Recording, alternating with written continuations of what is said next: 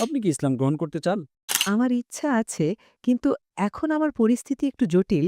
সেই জটিলতা কি আপনাকে ইসলাম গ্রহণ করতে বাধা দিচ্ছে? হ্যাঁ, এখনকার জন্য।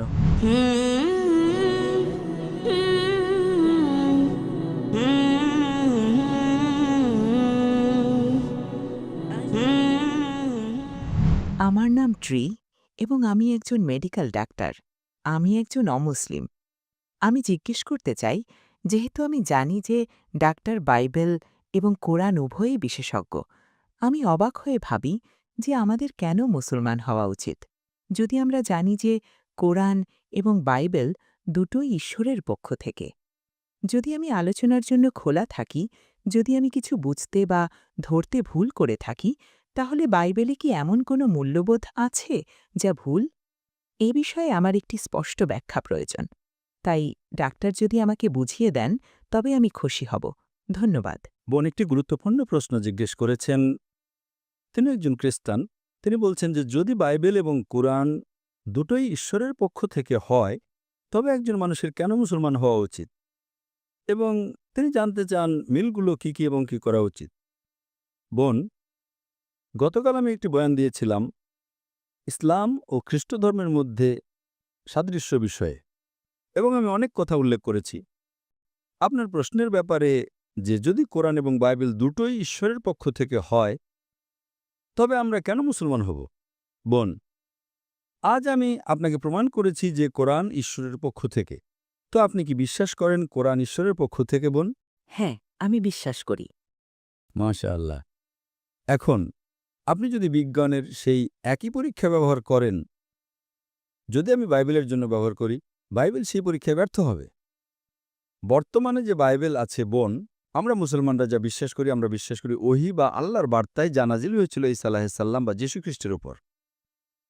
কিন্তু বর্তমানে আপনার কাছে যে বাইবেল আছে, এটা একটা মিশ্রণ। এতে ঈশ্বরের কথা আছে, এতে নবীর কথা আছে, এতে ঐতিহাসিকদের কথা আছে, এমনকি এতে পর্নোগ্রাফিও আছে। তাই বর্তমান বাইবেল একটা মিশ্রণ। যদি আপনি বিজ্ঞানের পরীক্ষায় ফেলেন বর্তমান বাইবেলকে, আপনি একজন মেডিকেল ডাক্তার, যদি আপনি প্রথম বইটি পড়েন, বুক অব জেনেসিস অধ্যায় 1, এটি বলে ঈশ্বর আলো সৃষ্টি করেছেন প্রথম দিনে। তারপর আরও এগিয়ে গিয়ে বলে তিনি চতুর্থ দিনে সূর্য সৃষ্টি করেছেন। আলোর উৎস সূর্য কিভাবে চতুর্থ দিনে সৃষ্টি হতে পারে, যেখানে আলো সৃষ্টি হয়েছে প্রথম দিনে? এটি আরও বলে সর্বশক্তিমান ঈশ্বর দিনকে শাসন করার জন্য সূর্যকে সৃষ্টি করেছেন, যা বড় আলো, এবং রাতকে শাসন করার জন্য চাঁদকে সৃষ্টি করেছেন, যা ছোট আলো।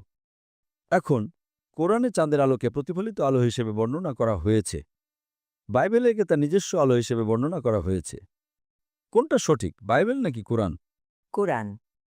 কোরআন বলে আলো প্রতিফলিত, বাইবেল বলে চাঁদের আলো তার নিজস্ব আলো। এটি একটা বৈজ্ঞানিক ভুল। ঈশ্বর কি ভুল করতে পারেন?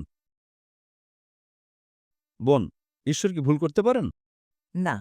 আরও বলা আছে বাইবেলের বুক অব জেনেসিসে যে ঈশ্বর গাছপালা, বৃক্ষ সৃষ্টি করেছেন তৃতীয় দিনে এবং সূর্য চতুর্থ দিনে। গাছপালা সূর্যালোক ছাড়া কিভাবে বাঁচতে পারে? সম্ভব নয়।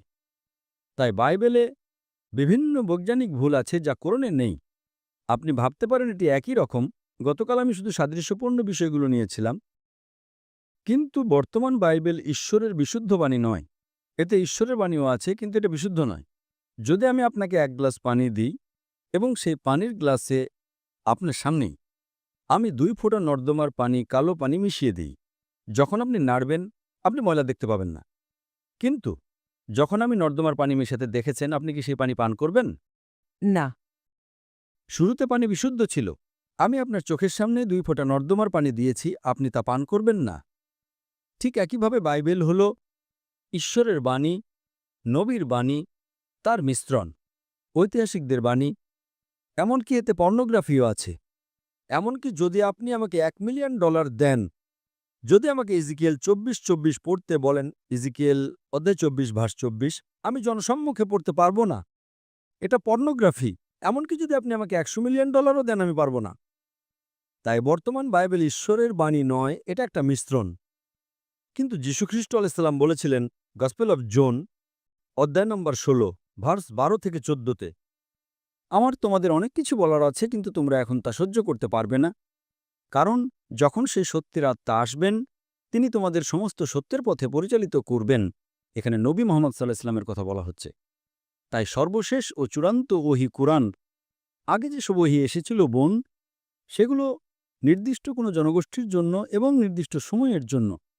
সেই কারণেই সর্বশক্তিমান ঈশ্বর সেগুলোকে সংরক্ষণ করা উপযুক্ত মনে করেননি। কিন্তু যেহেতু কোরআন ছিল সর্বশেষ ও চূড়ান্ত ওহী, এটা কেবল মুসলমান বা আরবদের জন্য নাজিল হয়নি, এটা সমগ্র মানবজাতির জন্য নাজিল হয়েছে।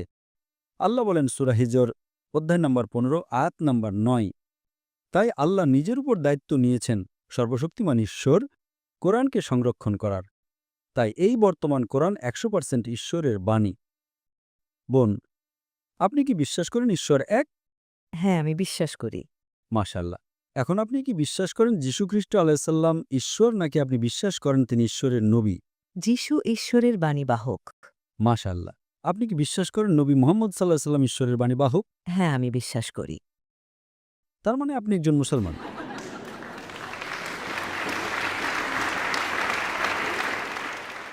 কোনো মানুষের ন্যূনতম যে শর্তগুলো প্রয়োজন ইসলামে প্রবেশের জন্য, 1 নম্বর হলো বিশ্বাস করা যে ঈশ্বর এক। 2 নম্বর বিশ্বাস করা নবী মুহাম্মদ সাল্লাল্লাহু আলাইহি ওয়াসাল্লাম ঈশ্বরের বাণীবাহক। আপনি প্রশ্ন করেছেন কেন একজন খ্রিস্টান মুসলমান হবে? কারণ ইসলামে আমাদের যীশু খ্রিস্ট আলাইহিস সালামকে সম্মান করতে হবে। যখনই আমি তার নাম নিই আমাকে বলতে হবে তার উপর শান্তি বর্ষিত হোক। ইসলামই একমাত্র অখ্রিস্টান ধর্ম যা যীশু খ্রিস্ট আলাইহিস সালামকে বিশ্বাস করাকে ঈমানের অংশ মনে করে। কোনো মুসলমান নাই যদি সে যীশু খ্রিস্ট আলাইহিস সালামকে বিশ্বাস না করে। আমরা বিশ্বাস করি যে তিনি আল্লাহ সুবহানাহু ওয়া তাআলার সর্বশক্তিমান ঈশ্বরের অন্যতম একজন মহান নবী ছিলেন। আমরা বিশ্বাস করি যে তিনি অলৌকিকভাবে কোনো পুরুষের হস্তক্ষেপ ছাড়াই জন্মগ্রহণ করেছিলেন। আমরা বিশ্বাস করি যে তিনি অন্ধজন্মা এবং কুষ্ঠরোগীদের ঈশ্বরের অনুমতিতে সুস্থ করেছিলেন। তাই আমরা একসাথেই আছি, কিন্তু আমরা বিশ্বাস করি না যে তিনি ঈশ্বর। তাই যদি আপনি খ্রিস্টান থেকে মুসলমান হন তবে আপনি অপমানিত হচ্ছেন না। আমরা সব নবীকে বিশ্বাস করি, Adam, Noah, Abraham, Moses, Jesus, সবাইকে। কিন্তু যদি একজন মুসলমান খ্রিস্টান হয়ে যায়, খ্রিস্টানরা নবী মুহাম্মদ সাল্লাল্লাহু আলাইহি ওয়াসাল্লামকে বিশ্বাস করে না। বুঝতে পারছেন? তাই ইসলাম হল শেষ এবং ইসলামের সর্বশেষ নবী হলেন মুহাম্মদ সাল্লাল্লাহু আলাইহি ওয়াসাল্লাম। যেহেতু আপনি বিশ্বাস করেন ঈশ্বর এক, বিশ্বাস করেন নবী মুহাম্মদ সাল্লাল্লাহু আলাইহি ওয়াসাল্লাম একজন বাণীবাহক, বিশ্বাস করেন নবী যীশু একজন বাণীবাহক, আপনি কি ইসলাম গ্রহণ করতে চান? আমার ইচ্ছা আছে, কিন্তু এখনকার জন্য সরি আমার ইচ্ছা আছে, কিন্তু এখন আমার পরিস্থিতি একটু জটিল, কিন্তু বন, যদি আপনার ইচ্ছা থাকে তবে আমার অনুরোধ, যদি আপনি বিশ্বাস করেন ঈশ্বর এক, বিশ্বাস করেন নবী মুহাম্মদ সাল্লাল্লাহু আলাইহি ওয়াসাল্লাম ঈশ্বরের বাণীবাহক, বিশ্বাস করেন নবী যীশু একজন বাণীবাহক, আমার মনে হয় আপনার দেরি করা উচিত নয়। আপনি জানেন না আপনি কতদিন বাঁচবেন। আমি জানি না আমি বাঁচব কিনা, কয়েকদিন বা কয়েক সপ্তাহ বা কয়েক বছর। তাই যদি আপনি নিশ্চিত হন যে ঈশ্বর এক, আপনি বিশ্বাস করেন নবী মুহাম্মদ সাল্লাল্লাহু আলাইহি ওয়াসাল্লাম ঈশ্বরের বাণীবাহক, আপনি বিশ্বাস করেন নবী যীশু একজন বাণীবাহক, তাই আমি অনুরোধ করছি যত তাড়াতাড়ি সম্ভব তত ভালো। যদি আপনার কোনো জটিলতা থাকে, সেই জটিলতা কি আপনাকে ইসলাম গ্রহণ করতে বাধা দিচ্ছে? হ্যাঁ, এখনকার জন্য।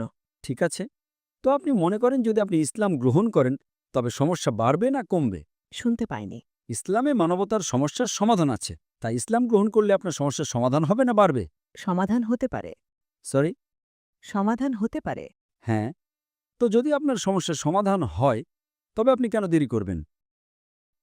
আমি জানি হয়তো আপনার পরিবার অমুসলিম হতে পারে, অথবা আপনি চান না যে তারা জানুক ইত্যাদি, কিন্তু মাশাআল্লাহ আপনি ইন্দোনেশিয়ায় বাস করছেন। 87% Muslim, mashallah. যদি আপনি পশ্চিম দেশে থাকতেন তবে সমস্যা হতে পারত, ভারতে থাকলে সমস্যা হতে পারত, হয়তো 80% বা অমুসলিম। এখানে Mashallah, 87% are Muslims. যাই হোক, যদি আপনি ভালো মনে করেন আপনি গ্রহণ করতে পারেন, অথবা যদি আপনি ইতস্তত বোধ করেন সময় নিন যখন আপনি নিশ্চিত হবেন, কিন্তু দয়া করে দেরি করবেন না। আমরা জানি না আমরা কতদিন বাঁচব। ঠিক আছে বোন? ঠিক আছে, ধন্যবাদ ডাক্তার। জাযাকাল্লাহ খাইর। MashaAllah.